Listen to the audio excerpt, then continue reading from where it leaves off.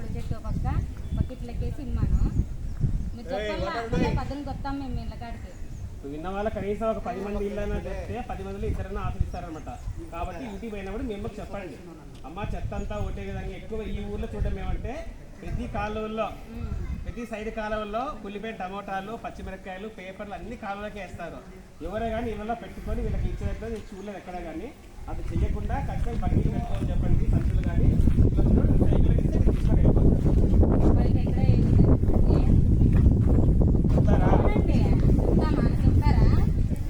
వినపడిందా మీకు?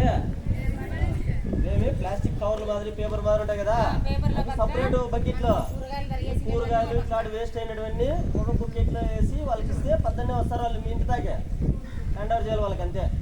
అర్థమైందా? ఇంటికి వెళ్ళినాక మీ అమ్మ మీ నాన్నకి చెప్పండి, స్కూల్లో చెప్పినారు మనం పరిశుభ్రంగా ఉండాలా, పరిశుభ్రంగా ఉంటే మనకి ఎటువంటి అంటురోగాలు కానీ రోగాలు రావని చర్యలు చేయండి. ఇప్పుడు తాదేగుడి వరకు ర్యాలీకి పోదాం రండి అమ్మా. సార్ వాళ్ళు చూపిరా వాళ్ళు